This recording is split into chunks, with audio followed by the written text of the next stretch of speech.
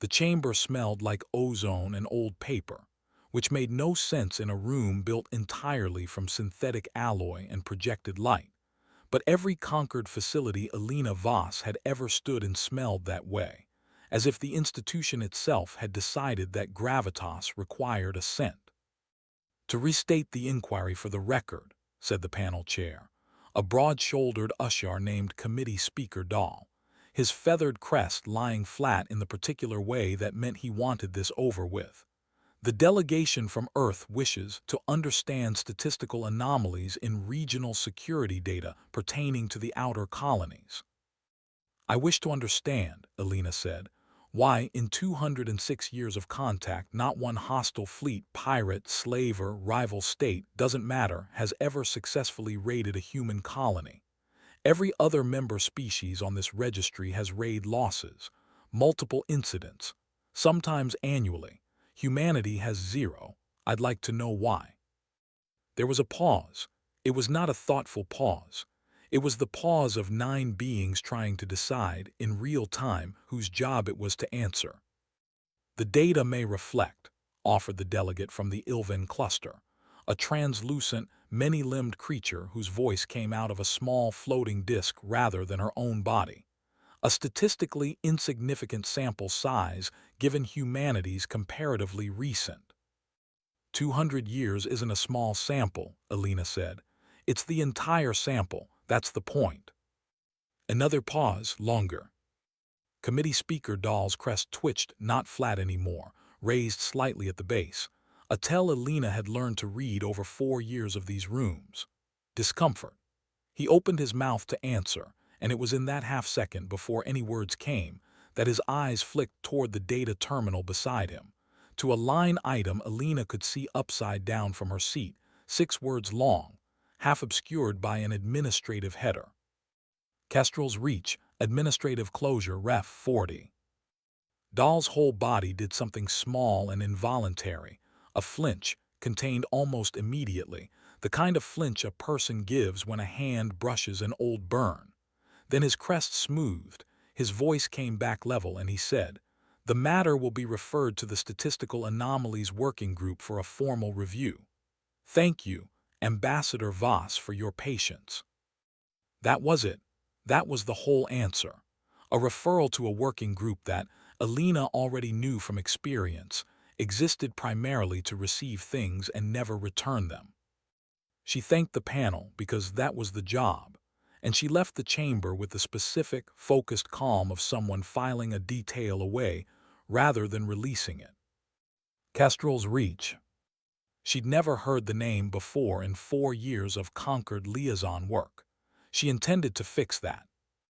It took her 3 days of official channels to get nowhere, which was itself informative. Official channels were slow, but they weren't usually this slow. Requests that should have taken hours sat unanswered, then came back flagged for additional review, then vanished into a queue with no visible end. On the 4th day she stopped asking and started reading. She had access, limited but real, to the Concord's open statistical archive, the raw numbers behind every polished report the panels ever quoted. She built a table. It was not complicated work, just tedious. Raid incidents by member species, per standard decade, going back as far as records existed for each species contact period. The Ilven cluster, 11 incidents in the last recorded decade alone, 3 involving total colony loss. The Thren Assembly, 9. The newly inducted Corvette Protectorate, barely 40 years into full Concord membership, already 4, including one still under active investigation. Humanity, 206 years of contact, 60-plus colonized systems at last count, 0. Not low, 0. A flat, unbroken line across 2 centuries of data, in a galaxy where flat line statistically meant either total isolation or total invulnerability, and humanity was neither isolated. Its shipping lanes were some of the busiest in conquered space, nor, as far as any published record showed, in possession of any fleet advantage that would explain it. She found the redaction on her 5th pass through the raw data, tucked into a footnote she'd skimmed past twice already.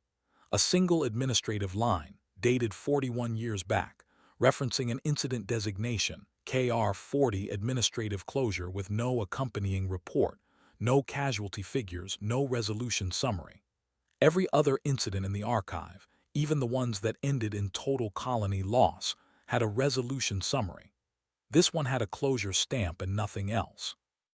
A door with a sign on it that said nothing to see here, hung on a door that had clearly, at some point, had something behind it. She pulled the personnel logs for anyone who'd worked outer colony security liaison in that period. Most were retired, dead, or reassigned off-grid. One name was still active, a mid-level records officer named Farron Bassa, currently working 2 floors down from Alina's own office. She found him in the archive processing bay, and he did not, in fairness, refuse to talk to her. What he did was worse. He looked up, recognized her, and his expression did the same thing Dahl's crest had done in the chamber, that flicker of, oh, this again. Before he said, pleasantly, that he'd only transferred into records work 8 years ago and wouldn't have anything useful for a query that old. And did she want him to file a formal records request on her behalf, because that would be the correct channel? She said yes, she already knew what would happen to it. Director Casa Wren caught her in the corridor outside the archive wing that same afternoon, which was either a coincidence or wasn't, and Alina had stopped believing in coincidences around day 3. Alina. Wren fell into step beside her without breaking stride, the way people did when they'd planned exactly where to intercept someone. Wren was human too, one of only 4 humans on the senior Concord liaison staff, sharp-featured and precise in a way that had, until this week, read to Alina as competence rather than control. I heard you've been pulling old incident statistics. I have. Anything I can help with.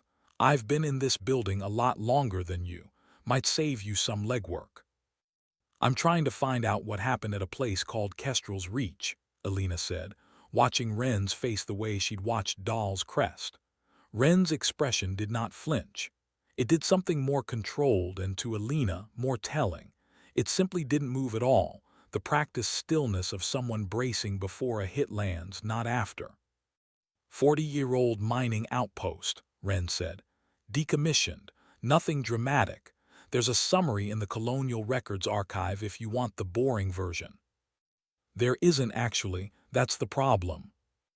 A pause brief. I'll look into why it's not indexed properly. Bureaucracy. Wren smiled, easy, warm, the kind of smile that had gotten her through 11 years of Concord politics. In the meantime, the committee's genuinely trying to take your original question seriously, Alina. I'd focus there. The historical stuff is a rabbit hole. I've watched good liaisons burn a year chasing a filing error. Is that what this is? A filing error? It's the Concord, Wren said, which wasn't an answer, and both of them knew it wasn't an answer.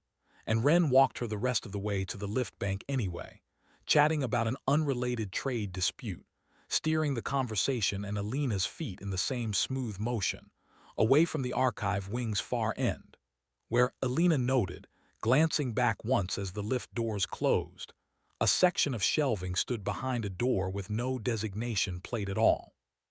40 light-years away, on a mining Andrelay colony called Halden's Drift that had never once made it onto a Concord risk assessment worth reading, Commander Rurik Thane was 3 cups of poor coffee into a night shift when his sensor officer said something that made him put the coffee down. Got ghosts on the outer marker, sir. Not transponder traffic. Passive returns only. Thane crossed the small ops room. Halden's Drift didn't rate a real command center, just a converted cargo module with better chairs than the rest of the colony, and looked at the display himself. 3 faint contacts, holding position at the edge of sensor range, matching nothing in the local shipping registry. IDs. Working on it. Signature profiles not Concord standard. Could be independent traders running dark for tariff reasons. Could be. Thane didn't think so, and didn't say why he didn't think so, because he didn't have a reason yet.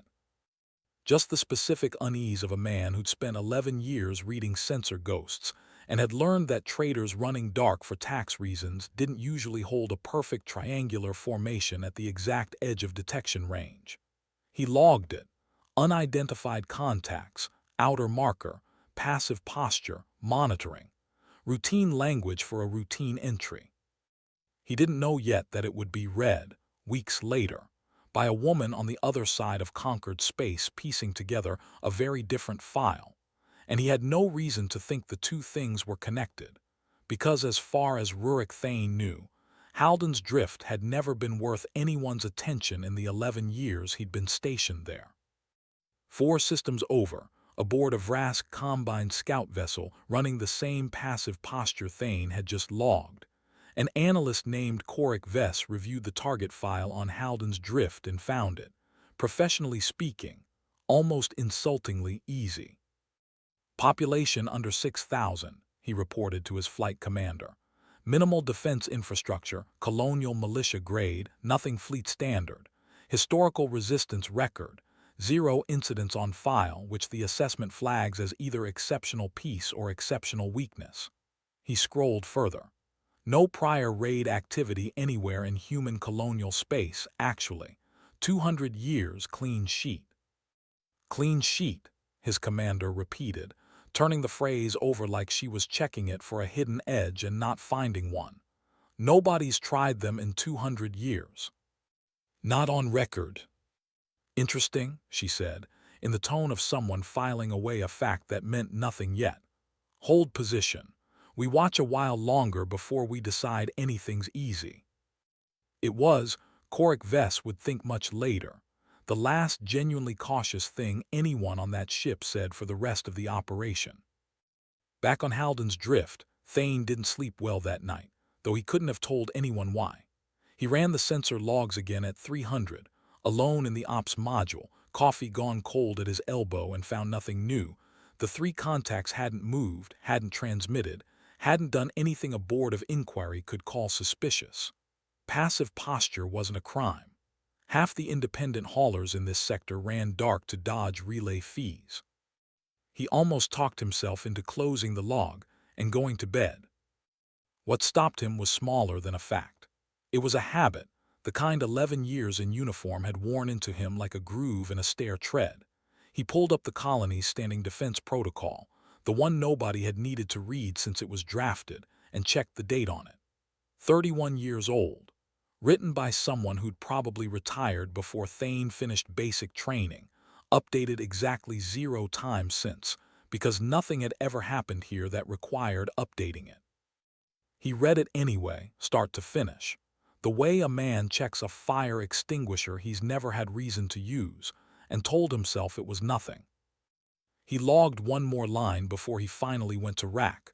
Recommend continued passive monitoring. No escalation warranted at this time. Correct by every standard he had. Routine by every measure available to him. 90 light-years away, in an archive wing with a door that had no designation plate, a records officer named Farron Bassa sat alone after his shift ended, staring at a formal request for information he had absolutely no intention of processing honestly, and thought, not for the first time in 8 years, but more sharply than usual, that someday somebody with Alina Voss's particular stubbornness was going to ask this question loudly enough that closing the door on it wouldn't be an option anymore. He filed the request into the queue where such things went to be forgotten, the same queue he'd used a dozen times before, and told himself, the way Wren had told Alina, that this was simply how the Conquered worked. Bureaucracy, nothing dramatic. He did not notably believe himself. The note arrived the way things arrived when someone wanted to be found without officially finding you, slipped into Alina's public inbox under a header that looked like routine facilities correspondence, subject line reading Ray, archive wing climate control maintenance, from a sender name she didn't recognize. She almost deleted it. She'd learned in 4 years that the Conquered spam-adjacent bureaucracy generated an ocean of nonsense that looked exactly like this. What stopped her was the body of the message, 3 lines long, Climate control on Sublevel 9 has been unreliable for years. Nobody checks it anymore. You might find the quiet useful. Come alone, come tired-looking, and don't tell Director Wren you're going anywhere." She went. Sublevel 9 turned out to be a decommissioned records annex, the kind of space-conquered facilities accumulated the way old houses accumulated attics. Technically still connected to the building, functionally forgotten, lit by a third of its fixtures and smelling, unlike the chamber upstairs, exactly as old and dusty as a place ought to smell. An usher sat at a reading terminal near the back, feathers gone mostly gray-white with age, a posture that suggested he'd been sitting in that exact spot so long the chair had learned his shape. "You're punctual," he said, without turning around. "I respect punctuality. It suggests a species that hasn't fully given up on consequences. You're the one who emailed me about climate control." "I'm extremely concerned about climate control," he said, turning now, revealing a face lined in a way that made his age genuinely hard to estimate, somewhere past 2 centuries if she had to guess, which for an Ushar put him well into the range most of his species considered borrowed time. "My name is Threll. I have worked in this archive for 191 years, which is either an impressive career or a very long prison sentence, and some days I genuinely cannot tell you which. Elena Voss. I know who you are. Everyone in this building knows who you are. You're the human who won't stop asking about Kestrel's reach, which has made you, in the space of about a week, the single most interesting thing to happen in this archive since a shipping clerk tried to smuggle contraband liquor through in a document crate and set off the fire suppression system. That, for the record, remains the funniest day of my professional life. This might be the second funniest, depending how you handle what I'm about to show you. You've read my request logs. I read everything down here. Nobody else does. That's rather the point of an archive nobody visits. You'd be amazed what accumulates when the only person paying attention is the one person too old and too irrelevant to be worth silencing." He said it lightly, almost cheerfully, in the specific tone of someone who had made peace with irrelevance as a survival strategy rather than a tragedy. "Sit. I have tea that is technically no longer tea in the botanical sense, but it's hot and I insist." She sat. She did not drink the tea. He noticed and seemed amused rather than offended. "Kestrel's reach," he said, and something in his voice changed, the humor thinning without disappearing entirely, the way a joke gets told at a funeral because the alternative is silence nobody can bear. 41 years ago. Human mining colony, outer belt system, population records list 1,100 and change, though colonial censuses from that period were never precise. Do you know what a Kesh raiding fleet was, Ambassador? No. Good. Neither does most of the galaxy anymore, which is itself part of the story. The Kesh Combine ran slaver operations across 3 sectors for the better part of a century before contact with your species. Efficient. Well-armed. Not the largest force in the region, but among the most experienced. Their commanders had done this dozens of times, against dozens of species, and knew exactly how a raid was supposed to go. Approach quiet, disable orbital defense, take the colony, take the people, be gone before any response fleet arrived. It's a formula. Formulas are comforting because they work until they don't. He pulled up a display, manifest data scrolling past, half of it redacted into blank gray bars. 9 Kesh vessels entered the Kestrel's reach system 41 years and 3 months ago. Their last confirmed transmission is a routine approach communication, nothing alarming, sent to their own fleet command, not to the colony. Slavers don't announce themselves. That transmission is time-stamped. I want you to remember the timestamp, because the next confirmed data point is 6 hours and 11 minutes later, and it comes from a conquered long-range monitoring buoy that happened to be passing through the outer system on an unrelated survey run. What did it record? 9 vessels, still there, still in formation more or less, completely inert. He let that sit. No wreckage, Ambassador. No debris field, no hull breaches, no scorch patterns consistent with weapons fire. Structurally intact ships, powered down, drifting. When a conquered forensic team finally got clearance to investigate 3 weeks later, because clearance took 3 weeks because nothing about this was treated as urgent by the people who should have treated it as urgent, they found the crews gone. All of them. No bodies, no blood, no forced entry on the hulls. Doors that had been sealed from the inside, opened from the outside without being cut, without being blown, as if someone had simply walked through them and asked, very politely, for everyone to leave. Alina's mouth had gone dry somewhere in the last 30 seconds, and she was aware of it the way you're aware of weather, distantly, as background to the thing actually happening. And the colony. Fully operational. Continued shipping quotas on schedule the following month. No distress call was ever logged, not to Concord Relay, not to any neighboring system, nothing. No incident report was ever filed by human colonial authorities. When Concord investigators eventually asked the colony administration what had happened, the official response. Threll pulled up one final document, a single paragraph, and read it aloud in a flat, careful voice that somehow made it worse than if he'd editorialized, was, quote, "The situation has been resolved. No further Concord involvement is required or requested," unquote. That is the entire official human account of an event that left 9 enemy vessels crewless and undamaged and 1,100 civilians completely unharmed.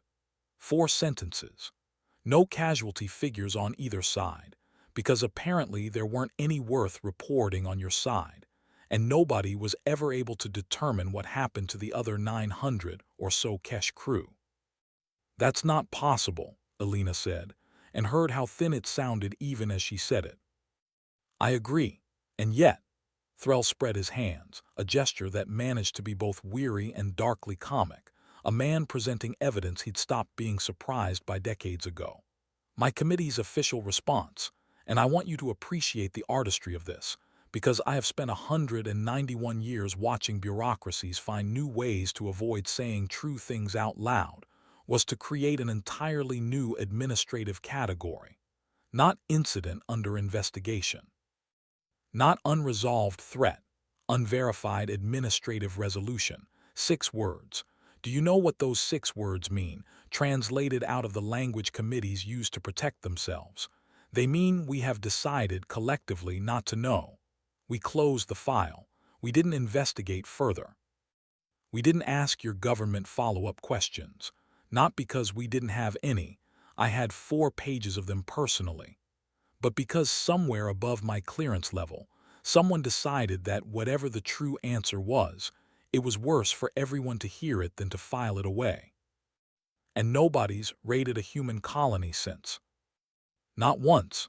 Not a single pirate crew, not a single rival state, not a single opportunistic border skirmish in 41 years, in a galaxy where opportunistic border skirmishes happen to everyone, constantly, as a matter of course.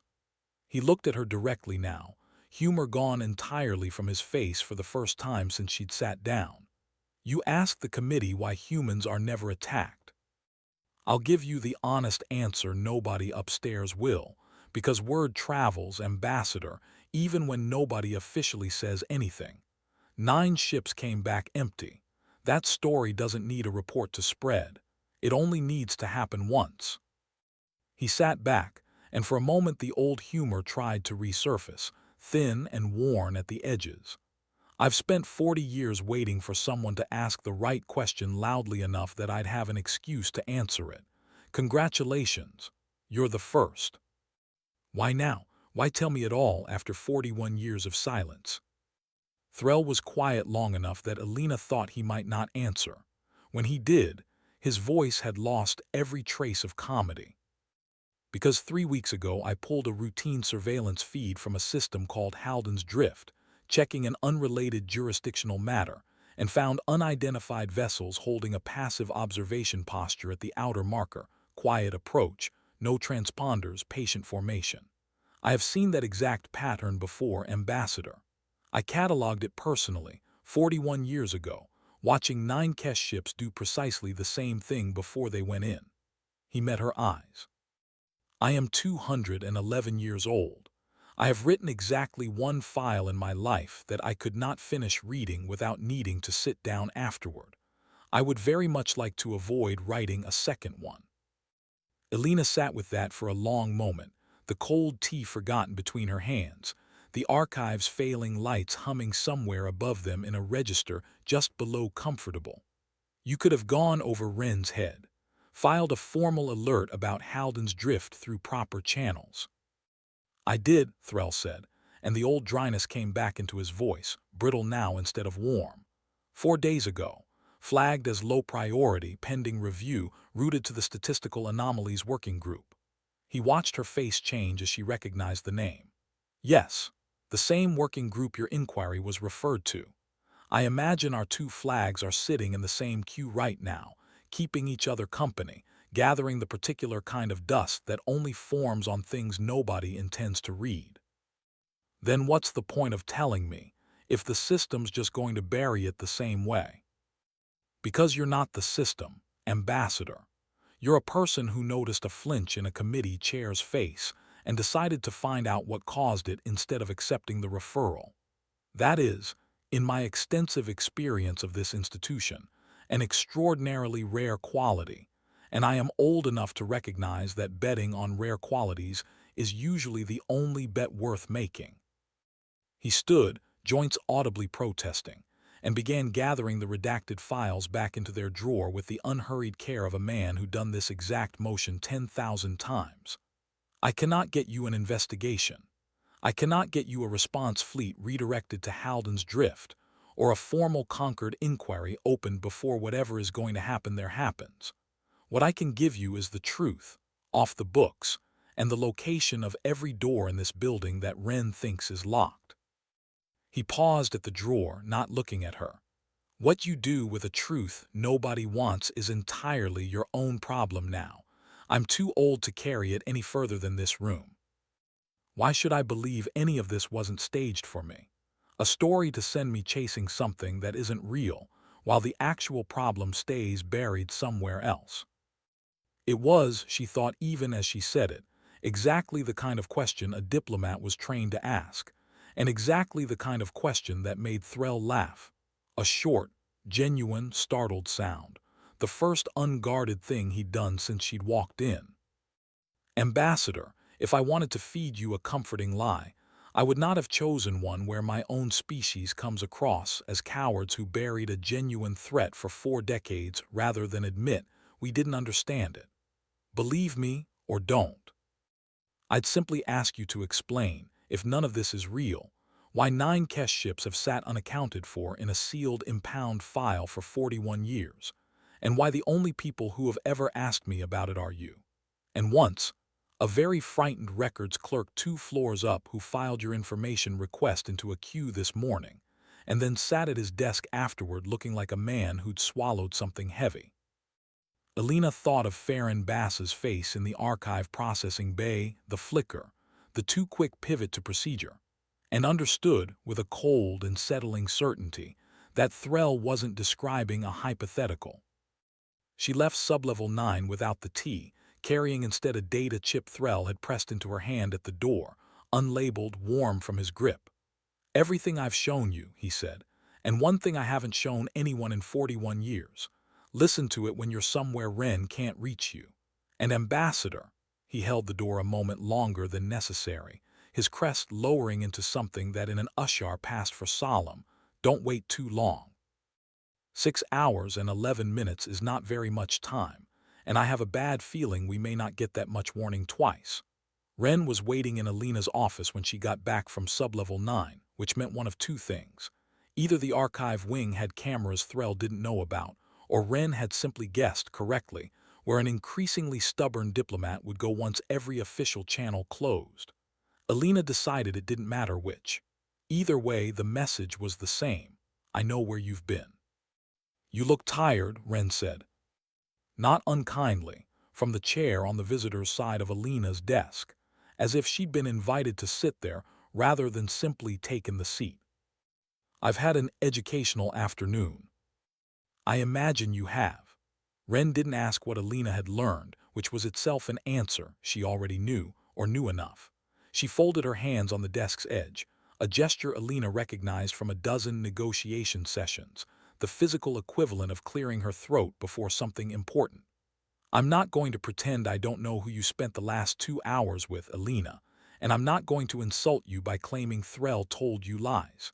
He's the most honest person in this building.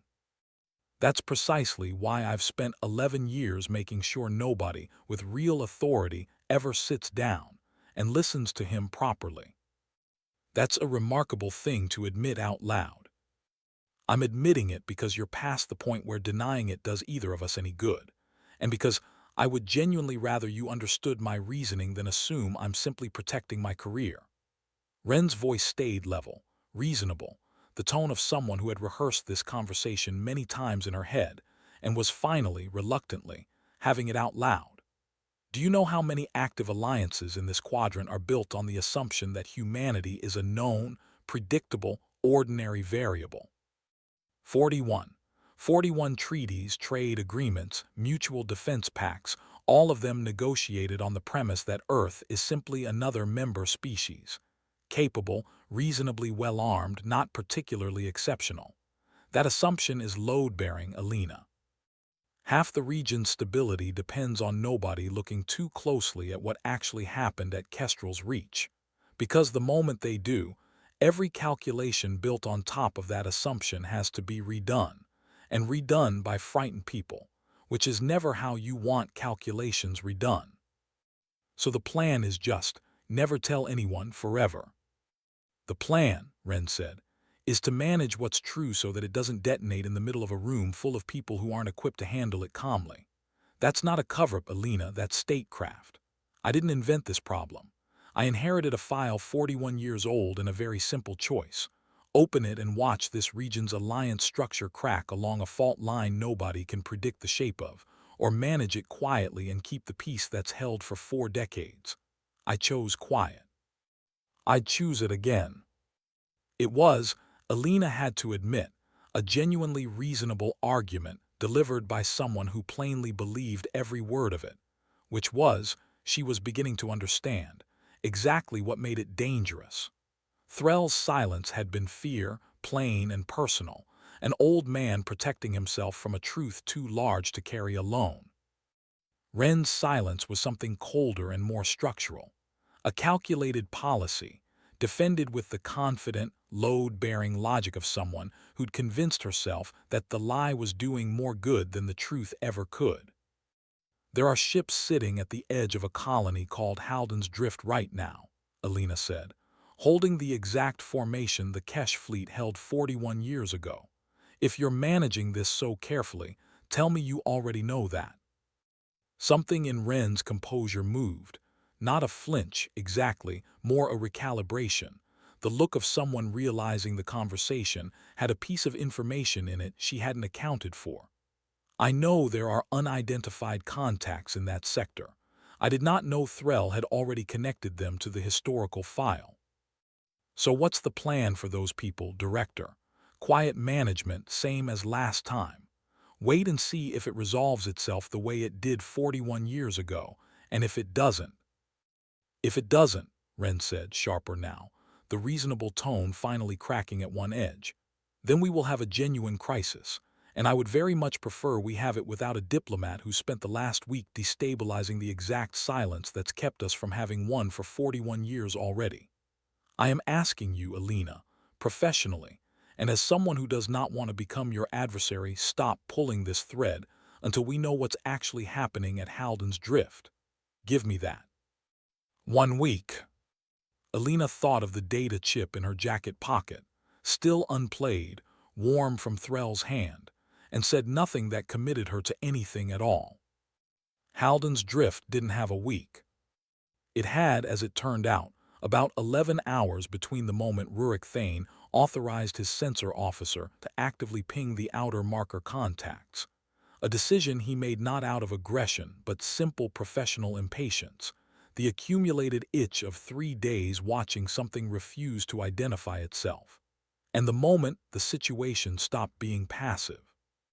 The ping got a response, but not the kind anyone wanted. One of the three ships peeled away from the formation and cut the relay station monitoring the colony's outer perimeter. A clean, surgical strike that took the station offline in under 4 seconds, fast enough that Thane's ops officer initially thought it was a hardware failure rather than an attack. "That's not a malfunction," Thane said, already moving toward the comms station himself. "That's a test.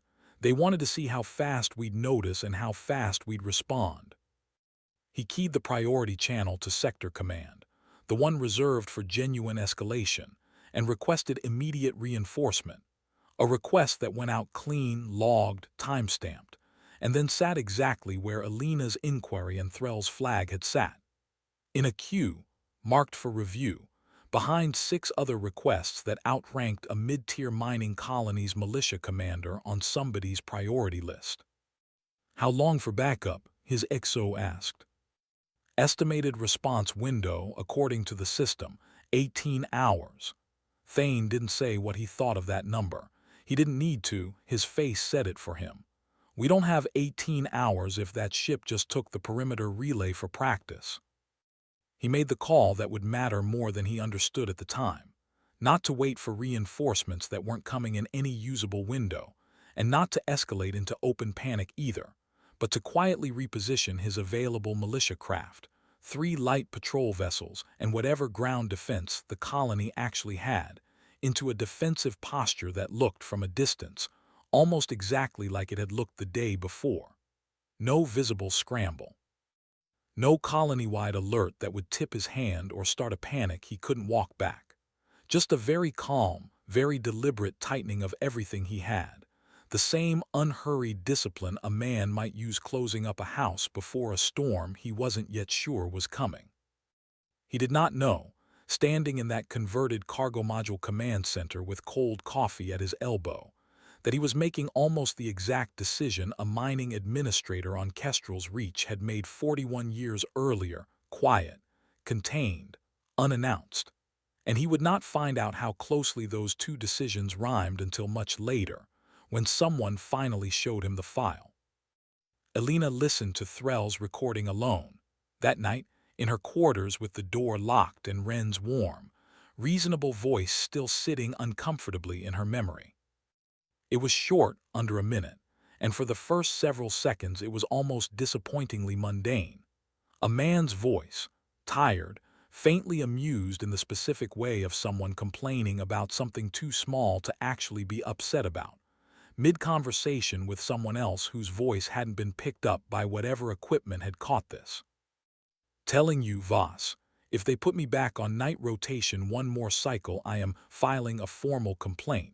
I don't care whose cousin runs scheduling." A pause, background hum, the ordinary static of a working colony going about an ordinary evening. "Hang on, what's that clacks?" The recording ended there. Not with an explosion, not with screaming, not with anything a story would have reached for. Just a sentence, cut cleanly in half, followed by silence exact enough that Alina checked twice to make sure the file hadn't corrupted rather than simply stopped. She sat with it a long time.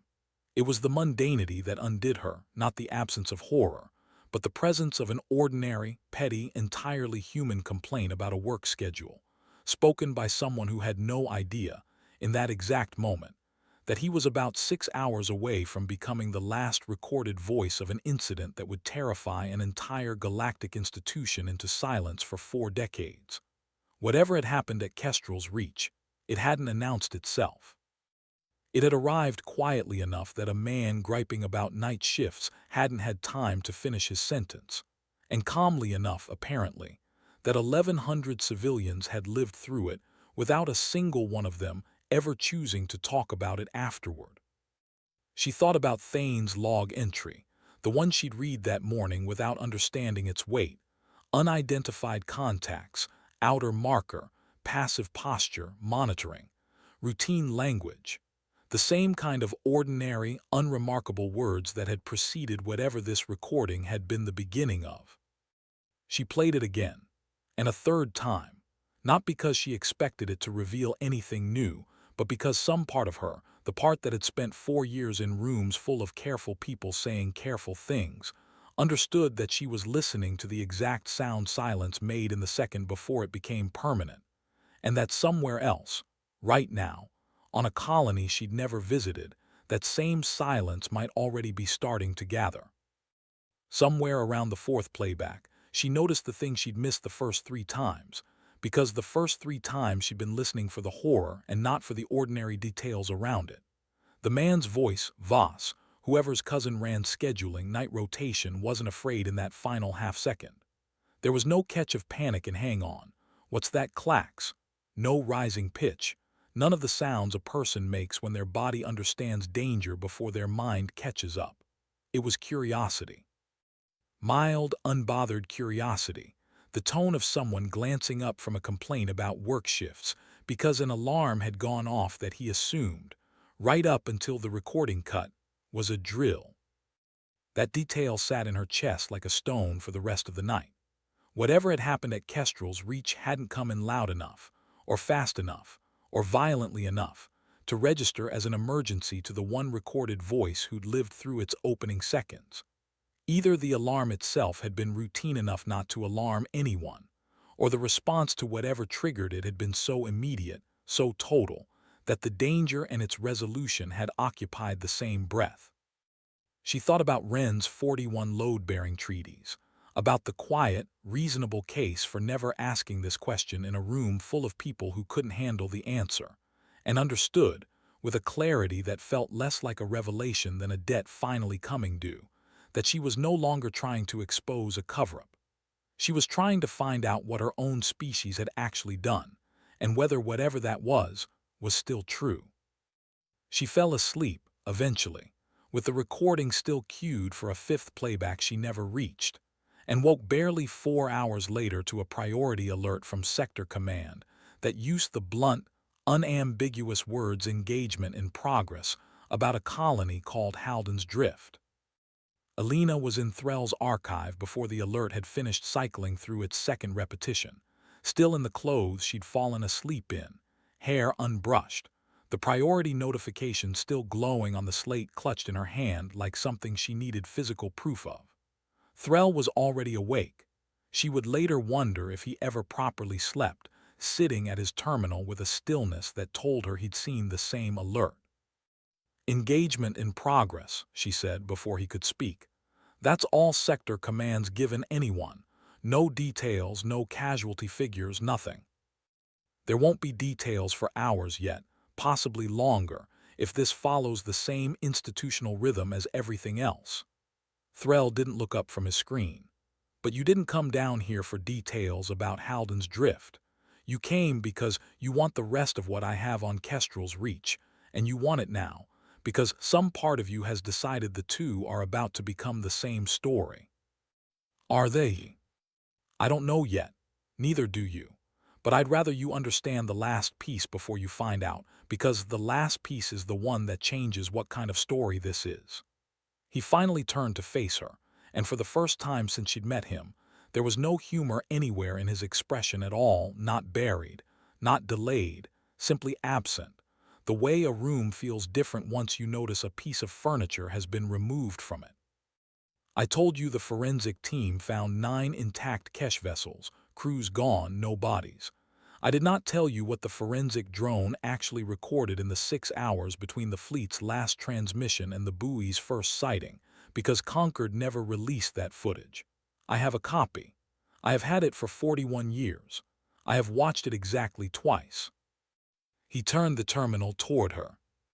The footage was grainy, buoy-grade optical resolution stretched thin across long-range distance, timestamps ticking in the corner in a script Alina's translator rendered automatically. 9 Kesh vessels, holding formation exactly as Threll had described, running dark, patient, methodical, the posture of professionals who had done this many times before and expected to do it many times again. Then, at a timestamp 4 hours and 40 minutes after the last transmission, something changed on the lead vessel's hull, not an explosion, not a weapon's discharge, nothing the sensor suite flagged as hostile contact at all. A section of the outer hull simply powered down, running lights extinguished in a neat, spreading pattern, section by section, methodical as a building going dark floor by floor for the night. The same pattern repeated on the second vessel 11 minutes later. The third, 9 minutes after that.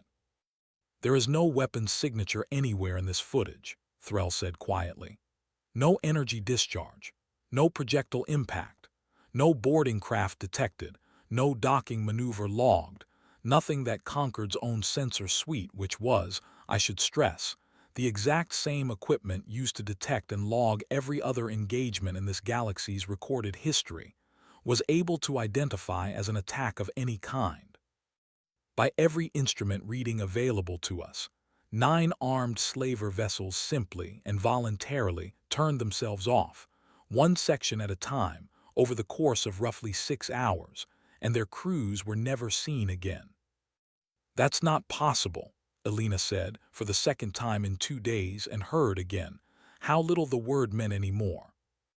I agree, and yet the footage exists, and the ships existed, intact in an impound bay for 41 years, powered down exactly as you see them here, never once explained by anyone with the clearance to explain them. Threll leaned back, and something in his old face shifted, not fear exactly, something closer to a very old, very tired kind of awe. Do you understand now why my committee chose silence over investigation, Ambassador? A massacre we could have filed. Massacres are common. Massacres fit a category. This was not a massacre. There is no blood in this footage. There is no violence in this footage. There is total, absolute control, exercised so completely and so quietly that we could not even determine what method was used to exercise it. And an institution built entirely around modeling threats through violence has no framework whatsoever for a threat that simply declines to be violent while remaining completely, terrifyingly effective. Alina stared at the frozen final frame, 9 dark hulls, drifting, whole. You said humanity never reported this, never explained it.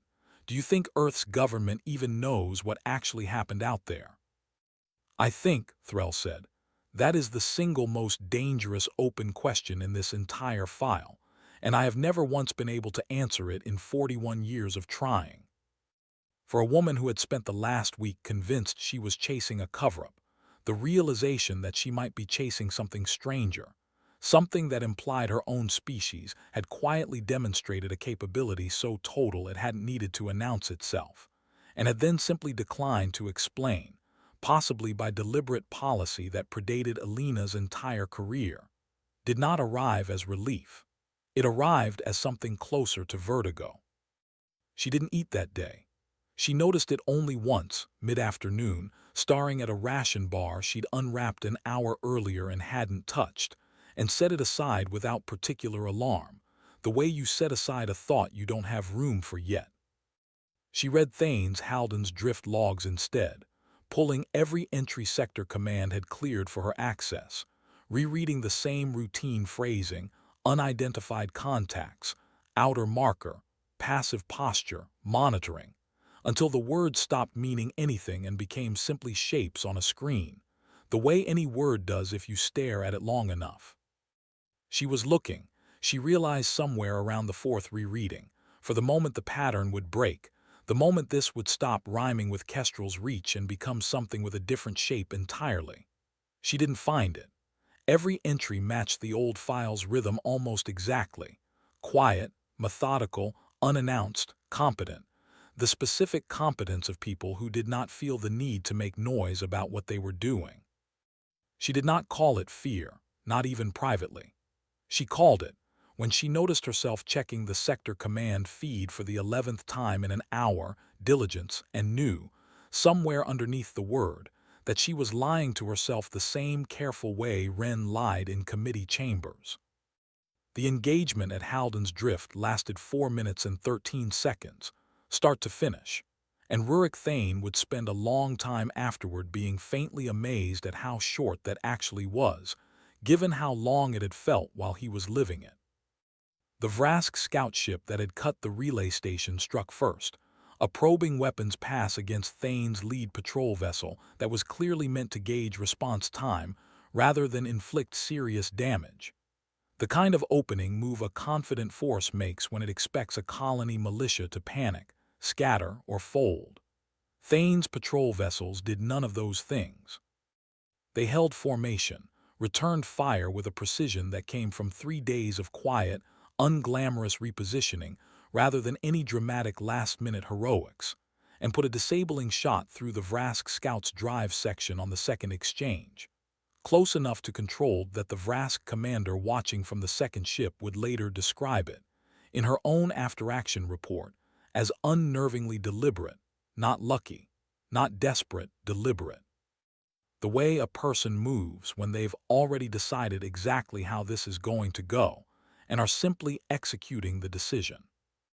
The colony's ground militia, meanwhile, had done something the Vrask assessment file had never accounted for at all: evacuated the relay station's remaining staff to harden shelter the moment the perimeter went dark, 3 days before any weapons were fired, on Thane's quiet standing order that had looked, to any outside observer, like routine maintenance scheduling.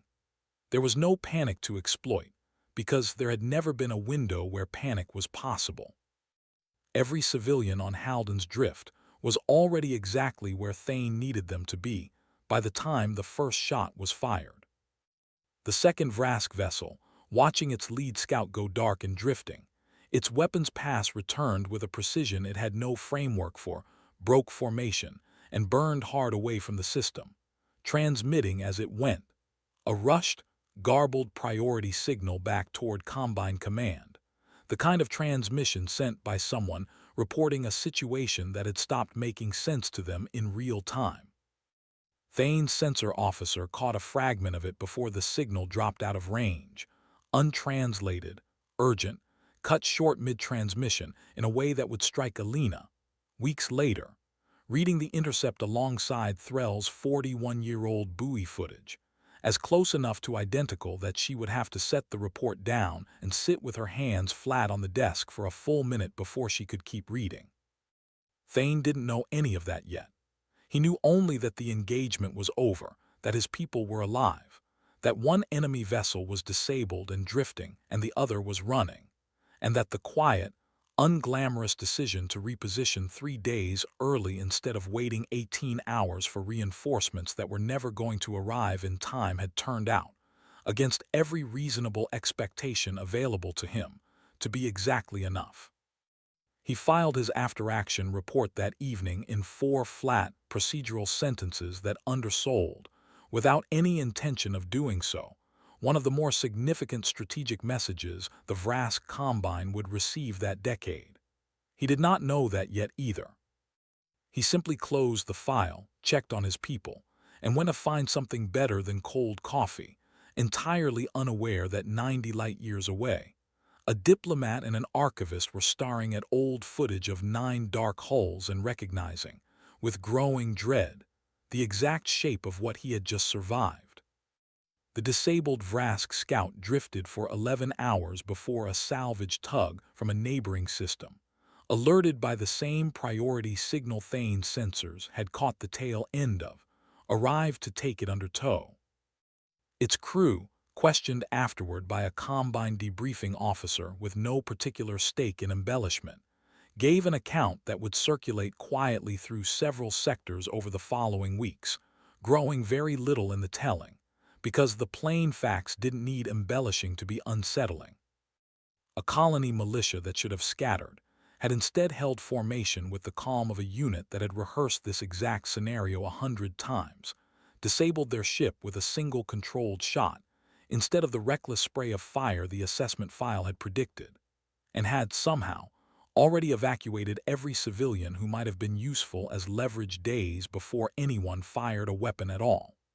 There had been no negotiation to open, because there had been nothing left to negotiate with. There had been no chaos to exploit, because the humans had apparently decided, well in advance, that there wasn't going to be any.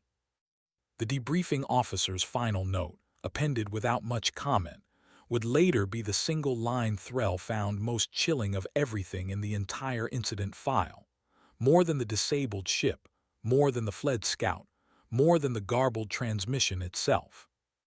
The Vrask crew, asked directly whether they believed the human response had been improvised or planned, answered that they honestly couldn't tell the difference, and that this, more than anything else about the engagement, was what had frightened them into running before their commander had even given the order. It was a small detail, buried on the last page of a debriefing nobody, outside a handful of Combine officers, would ever read. But small details, Threll had learned across 2 centuries of watching institutions decide what to believe, were very often the ones that ended up mattering most. Alina requested the meeting through official channels this time, deliberately, because she wanted a record of it existing somewhere Ren couldn't quietly disappear. Ren agreed to it within the hour, which told Alina something on its own. The director had been waiting for this conversation as much as avoiding it. She brought the forensic footage. She brought the intercepted Vrask transmission, cross-referenced now with the buoy recording from 41 years earlier, the 2 waveforms sitting side by side on her slate in a way that made the resemblance impossible to argue with. She did not bring Threll, because she'd promised him she wouldn't, and because some part of her understood that whatever happened in this room next was hers to carry, not his. Ren looked at the footage for a long time without speaking. Longer, Alina thought, than someone seeing it for the first time actually needed. "You've seen this before," Alina said. "Once, 11 years ago when I inherited this post." Ren didn't look up from the frozen frame, 9 dark hulls, drifting, whole. "My predecessor showed it to me during handover, told me what she'd been told during hers, and made me promise to keep the file exactly as closed as she'd kept it. I want you to understand that I didn't inherit a comfortable lie, Alina. I inherited a genuinely terrifying piece of evidence, and a professional culture built entirely around pretending it wasn't there. Then tell me what it actually is, not the treaty argument, not the 41 load-bearing alliances, what you actually believe happened." Ren was quiet long enough that Alina thought she might simply refuse. When she finally spoke, her voice had lost the smooth, rehearsed cadence Alina had come to recognize from every prior conversation, replaced by something rawer, closer to the truth Threll had warned her Ren was protecting herself from. "I don't think humans are the most dangerous species in this quadrant, Alina. I genuinely don't. Every species we've cataloged is dangerous in its own register: weapons, numbers, technology, willingness to escalate. That's not what this file is about." She finally looked up. "What terrifies the Conquered about Kestrel's reach isn't that something enormously violent happened there. It's that we can't tell whether it was violent at all, and your species has never once been willing to explain the difference. Every other threat in this galaxy can be modeled, negotiated with, deterred, because every other threat wants something and is willing to say so. This," she gestured at the frozen footage, "wants nothing we can identify, explains nothing, and simply resolves the problem so completely that the problem stops existing before anyone outside the immediate area even understands there was one. You cannot build a treaty framework around an actor who won't tell you what they did or why. The entire Conquered risk assessment architecture assumes a threat that can be reasoned with, contained, or fought. Humanity is the first variable in this quadrant's history that might not fit any of those categories, and instead of finding that out for certain, 41 years ago, my predecessor's predecessor made the very human choice to simply not ask. So the silence was never about protecting the treaties. It was about protecting the Conquered from finding out it might not be able to negotiate with us at all." "Yes," Ren said quietly, and for the first time since Alina had met her, she looked less like a director and more like a woman who had spent 11 years carrying something heavy and was, in this exact moment, setting a small piece of it down. "The treaties were real. The stability argument was real. But underneath all of it, if I'm being honest with you the way you've clearly earned, we were afraid to ask the question because we were afraid of every possible answer. If humans had done something monstrous, that was a crisis we knew how to handle. Monstrous things fit our procedures.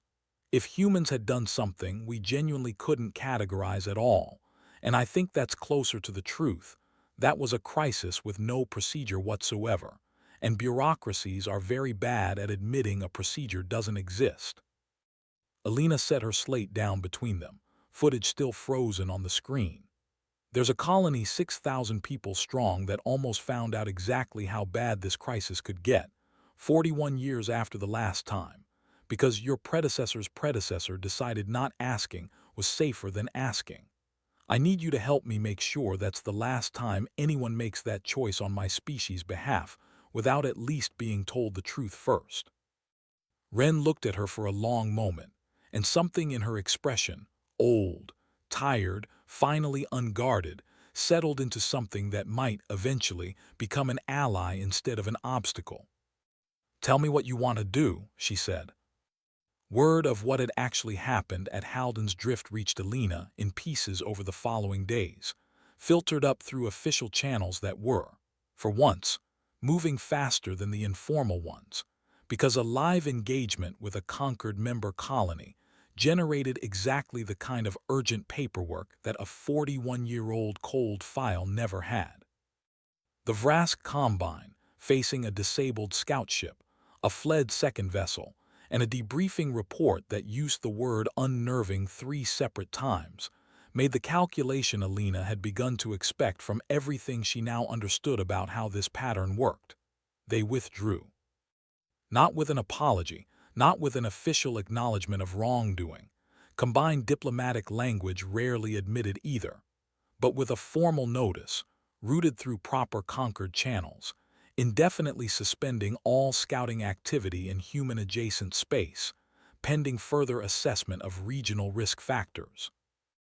Alina read that phrase 3 times and recognized, underneath its careful blandness, an institution quietly filing the exact same category Concord had filed 41 years earlier, an event too uncomfortable to explain honestly, given a euphemism instead, and buried. Except this time there was a difference, and the difference was the entire point. This time there had been witnesses, a militia commander with a name and a rank and a report, sensor logs from 3 independent Concord monitoring stations in the region, none of them redacted, none of them buried in a sublevel nobody visited. This time, nobody had disappeared into silence. The story existed, on the record, whether anyone upstairs wanted it to or not.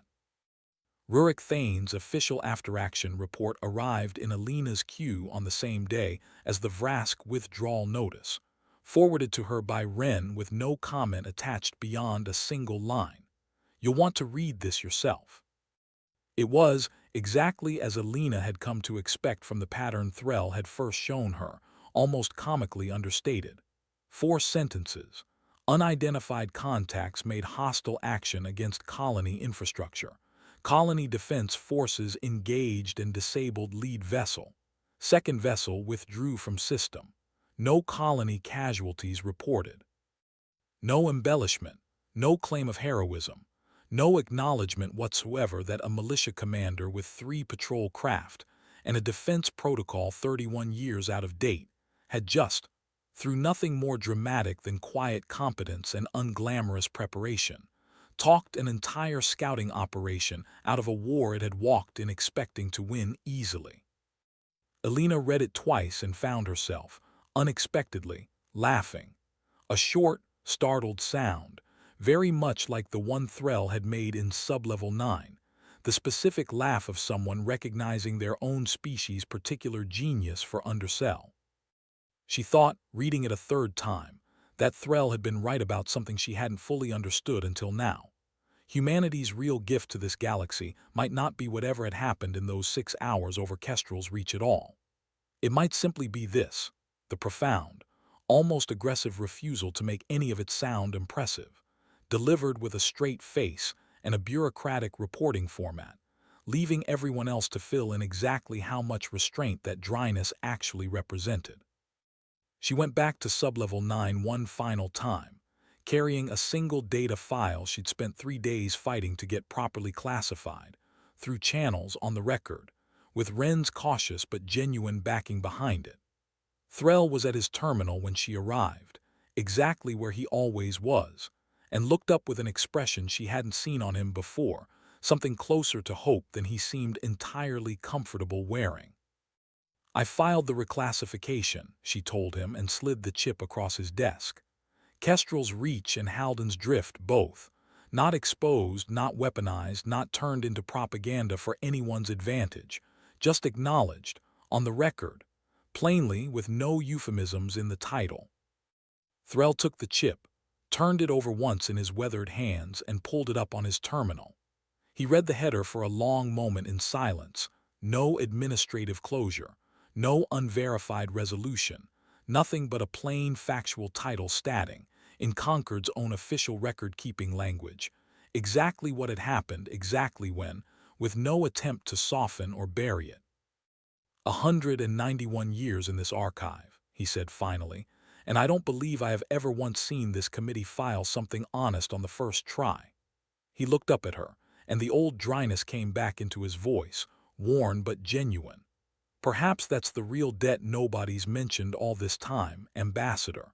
Not what your species did at Kestrel's Reach. What it's apparently willing to sign its name to, once someone finally asks."